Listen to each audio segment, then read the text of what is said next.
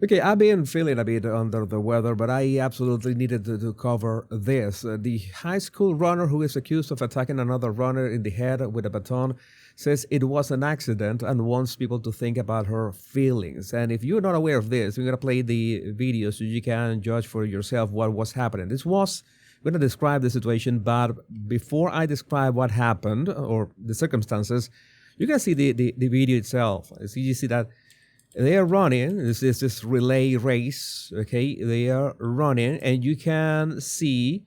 You're gonna make sure that you pay attention to this lady who is in the back. Okay, she is about to raise her baton. There you go. There goes. In this way, it's pretty clearly. You can see that she basically swings it to hit the runner who is right in front of her. I wanted to make this, I wanted to show you this so you could see it for yourself, because many people are saying, okay, this might have been an accident. We're going to be analyzing this in detail, but I wanted you to see the original video, zoom in. So let me see if you can see without the cursor. It's much better for you. And so you can see in slow motion the downward motion and judge for yourself. So what are the circumstances of this? I'm gonna make sure to, okay, that frame is good. On March 7th, during the VHSL Class 3 State Indoor Championships at Liberty University in Lynchburg, Virginia, a high school track and field incident occurred in the girls' 4x200-meter relay. Kaylin Tucker, a junior from Brookville High School, was running the second leg and attempted to pass an opponent from IC Norcom High School in a tight race for second place. As Tucker overtook her, the Norcom runner, identified as senior Lila Everett, swung her baton, striking Tucker on the back of the head. Video footage shows Tucker stumbling, clutching her head, and falling to the track. This is what you see in the rest of the video here. And you play it, and you see that she grabs her head and falls to the ground. It was a very strong hit, a very dangerous hit. The crowd gasps, and Tucker's mother, Tamara, along with team trainers, rushed to her aid. Tucker was diagnosed with a concussion and a possible skull fracture. The IC Norcom team was disqualified for contact interference by race officials. Tucker's family reported no immediate apology from Everett, her coaches, or teammates, though Everett and her family later claimed she tried to apologize but was blocked by Tucker on social media. We're going to what we're going to analyze is the apology, right? The actual quote-unquote apology, and take a look at that. But, well, you have heard the circumstances, you have seen the video already, okay, which we are going to analyze a bit more in detail. But Everett, in a tearful interview, insisted the strike was accidental, stating her baton got stuck behind Tucker's back, causing her to lose balance and unintentionally hit her. She also said she faced racial slurs and death threats online after the video went viral. Well, so nobody wants that. Nobody wants to receive death threats, but we need to get to the bottom of this. The Tucker family contacted Norcom's athletic director and Everett's parents, who apologized on her behalf, and the Virginia High School League launched an investigation. Everett's family mentioned receiving court papers, possibly for a protective order. The incident has sparked debate, with some questioning why it isn't being treated as assault, while others note the ongoing VHSL review prioritizing athletes' safety. So, just before we move on to the apology and her words and a video from her parents as well, because they are on camera also talking, I want to say that I am not an expert in relay races, but it is very easy. It's like if you see, for example, this runner who is in front, you see that the movement of a baton running race is very predictable, right? It's basically running with a stick in your hand, right? Notice that the moment that the stick gets to the let's see the upmost part of the swing. It is right in front of your face, right? Because you're doing this. You're running with this the baton, the stick, okay? And the other extreme of the movement is basically behind your back. So what we saw here, this is what everybody say that no, this is not going to happen. This is usually right here is usually, okay, the highest point of any baton movement when you're running. This must be here, right? We already said that, in front of your face. But then just a few frames afterwards, we see this wind up with the baton behind her head, okay, like she is about to strike. I have to say the words because I really don't see at any point. Okay, one thing, she claims that the baton got stuck with her hair, and there's something that we can't really see here, although for the frames that we see, I see a space here, and I see that her hair is pretty much free, and the baton is here. But even if the baton was stuck with her hair, there was no reason for her to release her hand forward, okay, and hit the other athlete in the head. That is something that, okay, we can try to justify this in every way possible. Again, I am not a specialist in this kind of races. We can take her word that we're about to listen to the video, but I don't know. This is way too obvious that was a swing. Okay, there was a premeditated swing to the head, all right, with a metal baton, which is it's quite dangerous. Now, if she got a concussion and maybe a skull fracture, this is really, really dangerous and might affect her for life, might affect her career. So let's see what she says. Everybody, let's see this, make sure that I have the right sound here. has feelings. So you're physically hurt, but you're not thinking of my mental, right? Okay, this is a first clip that we see from this report from wavy.com that she's saying, okay, the other girl might be physically hurt, as in brain concussion, but you have to think about her own mental state, how she feels. I mean, that in itself, that first clip, and by the way, this is the way the clips were organized by the station themselves. I did not sort this out in one way to blame her in one thing. This is the first clip that you see on that interview. That is important to know. So she says everybody has feelings. Everybody has feelings. Like, we're talking about feelings. We're not talking about feelings. We're talking about facts here. What happened? So, and notice that she's gonna say, you are physically hurt, but she points to herself.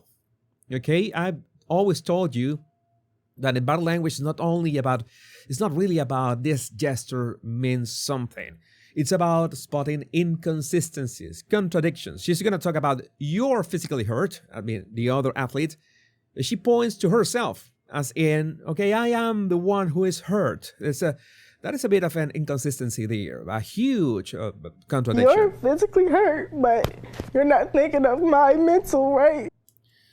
Okay, you're not thinking about my mental right. So we continue. They're going off of one angle. They're going off of one angle. One of the problems that we had with this, it was separated clips with commentary from the anchors of the program. So I'm trying to make this as smooth as possible. They're going off of one angle. They're going off They're of one going angle. Off of one angle. And she looks to the side. Okay. I'm gonna say that. Maybe that looking to the side. I'm gonna say that maybe she is. She's ashamed in some way. She's trying to. I'm not gonna say anything conclusive yet, but we need to listen to more of her words. After a couple times hitting her, my baton got stuck behind her back like this. What? After a couple times hitting her, my baton.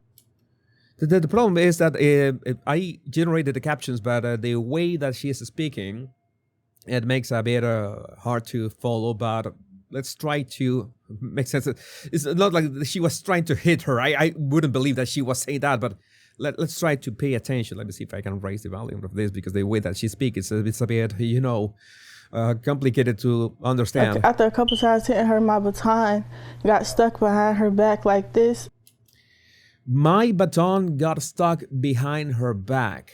How? That's not what we saw in the video. We're going to be reviewing the video at the end again, just in case, to contrast with her words. And it rolled up her back.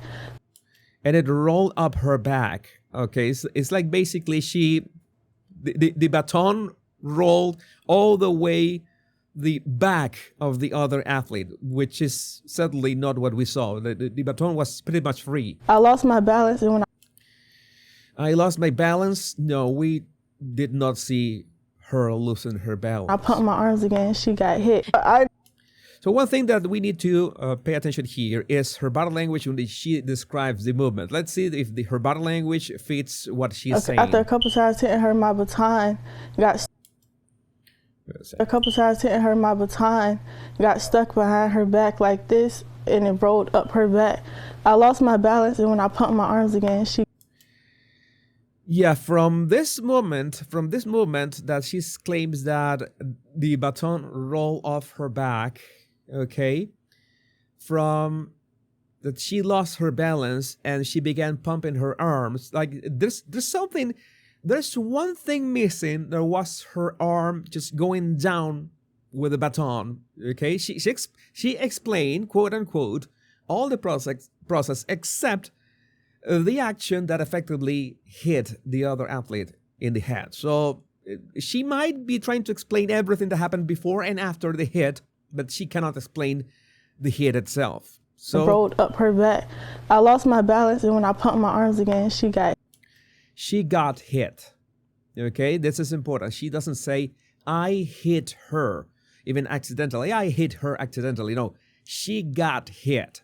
Like she hit herself. I didn't hit her. This is important. It's like she's trying to make it seem like she had nothing to do with that. Like the baton had a life of its own. I know my intentions, and I would never hit somebody on purpose. Okay, a couple of things here is, of course, the extreme crying on just one eye and not the other. It was a bit odd. Not gonna say that it is very important. But the other thing is that she is kind of crying. She is trying to project sadness, but there's absolutely nothing in here, nothing in the brow area that tells me that, okay, there's no emotion, no sadness, no regret, nothing. There's nothing in here. Maybe, let's say, or maybe she's using Botox. So it's like ladies use Botox nowadays at all ages. Maybe she's using Botox. But if she was tensing her brow area in some way to project the same emotion that she wants to project, in this case some kind of sadness or regret, at least we would see some tiny horizontal wrinkles in here at the top of the forehead, and no, we are not seeing any of that. So she is kind of regretful with her words. Her tears, only one eye. Left eye, one tear jokes are coming. I know you very well. You know that we have been here before. But no, this doesn't match. I know my intentions, and I would never hit somebody on purpose. I didn't have to see your first video, second video, 10th video. I know 100% that she won't do this. And the parents, we only see a couple shots of them, and they claim that they have seen the video how many times? Like 10 times, and they haven't seen anything. I don't know that if we have seen the same video. That is an important question. Have we seen the same video? 100% that she won't do this to nobody. 100% that she won't do this, okay, and on purpose. She doesn't say, the mother doesn't say, this is important, the mother doesn't say, she did not do this. Like whatever happened there, she did not do it. No, she says that she wouldn't or she won't do that. and she won't do this to nobody. Yeah, she won't do it. It's like an hypothetical, but she's not talking about the event itself. All right, and the father. I know 100%, and she won't. Well, to be honest, the father has way more emotion in his brow area than the daughter, right? You see that the brows slightly upwards. They should be a bit closer together, but gonna give him a pass. And you see the tiny wrinkles in the bottom of the forehead. If you had Botox, you're gonna see those same tiny wrinkles at the top of the forehead. But the father has way more emotion. You see that the mother has no emotion whatsoever. No, there's no emotion in there. And she won't do. She's speaking in hypothetical. She's not saying that I didn't see her hit it. No, she knows that she cannot say that. She knows because she knows what she saw. And now we have to go to a city 3 hours away that everybody hates our guts already. Okay, I can tell you that your neighbors also hate your guts already. I have a certain idea that that's something that you are used to, Paul. But well, let's see. There's another clip in here. My character calling me ghetto, racist slurs, death threats, all of this just because of a 9-second video. Yeah, that's something that I say that is unnecessary. Calling her ghetto, racist slurs, no, none of that. That doesn't matter. This is not a. Already. They're assuming my character calling me ghetto, racist slurs. I mean, if she was white or Asian, that wouldn't matter. The movement, the hit that we all saw, that the way that she's trying to talk about the incident, the way that her parents are talking about the incident, all points out that they all know what happened. And of course, if they barely apologize at the moment, that would be like maybe they thought, oh, that will be acknowledging that, yeah, I actually hit her, which she 100% did, because again, you remember her recollection of the event in which, oh, my baton. She says that the baton ran through the other lady's back, okay? That should be happening here, okay? And then the baton is already free, right? The baton is already free right now. And then she winds, she winds up right behind her head and releases. Okay, that is not losing your balance. I don't see her losing balance at all. Can I play this? You see her losing balance? No, in fact, she loses balance because of swinging the baton. There's something that is it's more than obvious. It's more than obvious. It's something that you cannot deny what happened. If you deny what happened, well, you're essentially denying reality. But as usual, after all that you have seen the video, you have seen the words of not only herself and the parents. What do you think about this? I would like to know what you think about this in the comments. My name is Jesus Enrique Rosas. I'm the Baton language guy, and remember to download my 100 Baton language tips in the description of this video. Much love and bliss.